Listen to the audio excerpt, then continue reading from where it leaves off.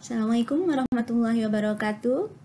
Apa kabar semuanya? Semoga masih tetap semangat untuk mengikuti mata kuliah daring perilaku konsumen. Kali ini kita sampai pada bab terakhir, yaitu bab 19 dengan judul iklan yang menyesatkan dan mengelabui konsumen. Baiklah, kita mulai pada pokok bahasan kita yang pertama, yaitu informasi yang mengelabui. Kita sebagai konsumen seringkali mendapatkan informasi tentang produk dari iklan yang ada di berbagai media massa. Iklan di media televisi terbukti mempunyai dampak yang sangat besar bagi konsumen. Selain sifatnya yang audiovisual, jangkauannya juga sangat luas. Iklan bukan saja berfungsi untuk mengkomunikasikan berbagai atribut produk kepada konsumen, tetapi juga bertujuan untuk membujuk konsumen agar tertarik untuk membeli produk yang diiklankan. Nah, untuk tujuan tersebut, iklan seringkali memberikan informasi-informasi yang tidak benar, tidak logis, dan tidak berdasar. Inilah yang disebut dengan informasi yang mengelabui atau deceptive information. Pada prinsipnya, informasi yang mengelabui terdiri atas 4 jenis, yaitu yang pertama, objective claim atau pernyataan yang objektif, yaitu suatu informasi tentang karakteristik suatu produk yang kebenaran informasinya bisa dibuktikan dengan pengujian atau dibandingkan dengan standar yang ada. Misalnya iklan produk air kemasan.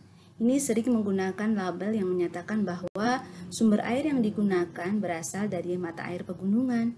Padahal kenyataannya banyak produk tersebut menggunakan air pump sebagai bahan bakunya. Kedua, klaim subjektif. Sesuai dengan namanya, maka informasi ini bersifat sangat subjektif, sehingga kebenarannya sulit diukur secara objektif. Misalnya, iklan susu atau minuman pembangkit gairah belajar yang dapat meningkatkan prestasi atau gairah bekerja. Jenis ketiga informasi yang mengelabui adalah claim with two meanings, yaitu pernyataan yang mengandung 2 arti, sebagian benar dan sebagian lagi salah. Misalnya adalah iklan mengenai telur yang menyatakan bahwa telur tidak berbahaya dan sumber gizi yang baik atau yang dibutuhkan oleh tubuh. Memang benar pernyataan bahwa telur merupakan sumber gizi yang baik, namun pernyataan telur tidak berbahaya ini adalah mengelabui. Karena bagaimana?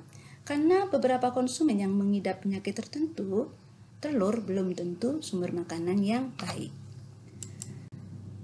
Dan bentuk informasi yang mengelabui yang keempat atau yang terakhir adalah unsubstantiated claim, yaitu pernyataan yang tidak berdasar dan tidak didukung logika.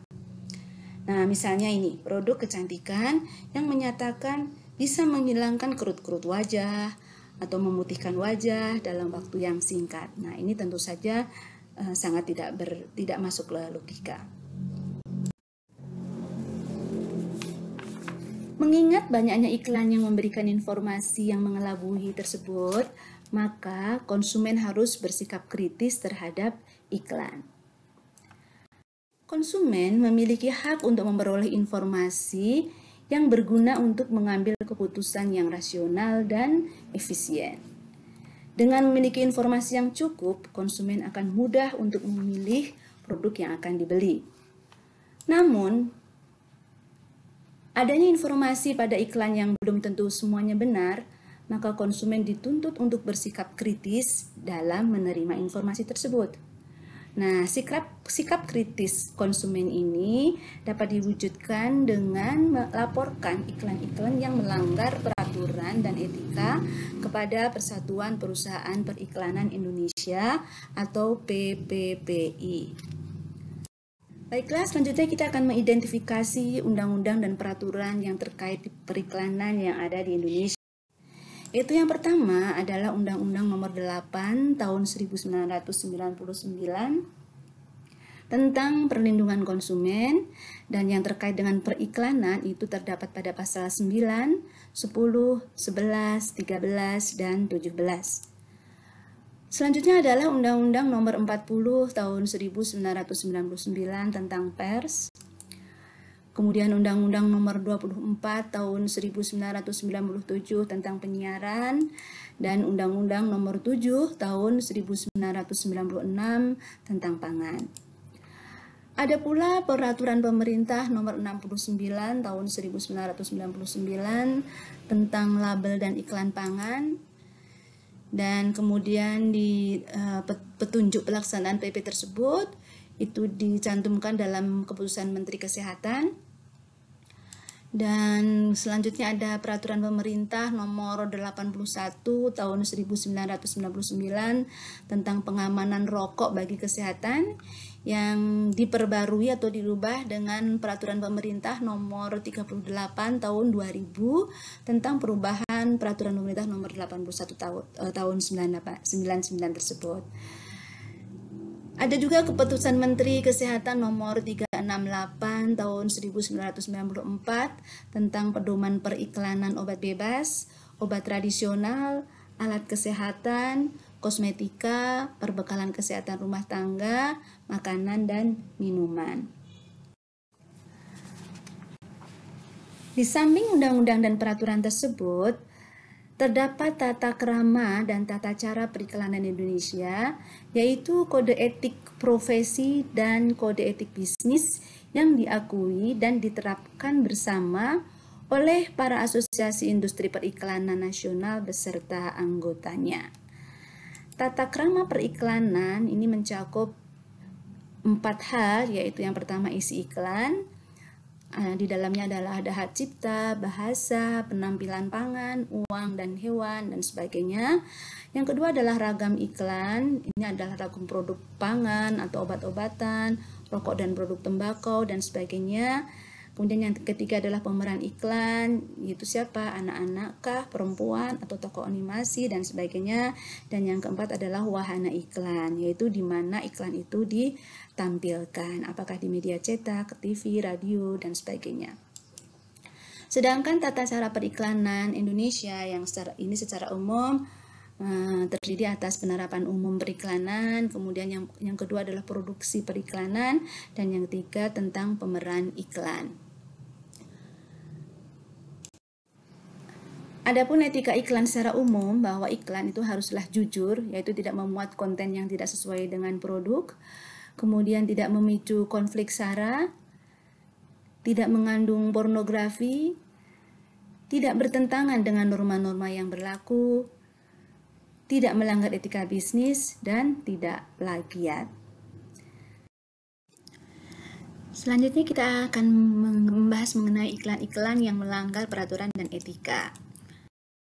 Menurut Syahidi 2003, bahwa untuk menentukan kategori iklan itu menyesatkan atau tidak, terdapat 2 pendekatan, yaitu pendekatan moral etika dan pendekatan hukum positif. Pendekatan moral etika menekankan kepada kaidah-kaidah norma sosial dan etika yang berlaku di masyarakat mengenai apa yang boleh dan yang tidak boleh dilakukan. Ini tercantum dalam tata krama dan tata cara periklanan. Adapun hukum positif itu adalah undang-undang maupun peraturan yang dikeluarkan oleh DPR maupun pemerintah yang mengatur periklanan. Indikator bahwa iklan telah melewati batas adalah reaksi dari konsumen, lembaga sosial, pemerintah, dan produsen lain. Baiklah, kita akan melihat bagaimana bentuk-bentuk pelanggaran iklan yang sering terjadi di Indonesia. Yang pertama adalah menggunakan konsep sex appeal, yaitu menampilkan artis dengan sensual, baik dalam busana, kata-kata, maupun ekspresi. Yang kedua adalah dokter dan para medis lainnya ini mengiklankan produk obat-obatan maupun kosmetika. Ini termasuk iklan yang melanggar aturan. Menggunakan kata-kata terpaling nomor 1 tanpa ada bukti autentik, ini juga melanggar aturan. Dan yang keempat adalah merendahkan produk lain, juga ada menggunakan kata-kata berlebihan, atau iklan obat sering tidak mencantumkan peringatan baca aturan pakai. Ini hanya sebagian bentuk pelanggaran iklan, dan masih banyak lagi bentuk-bentuk pelanggaran iklan.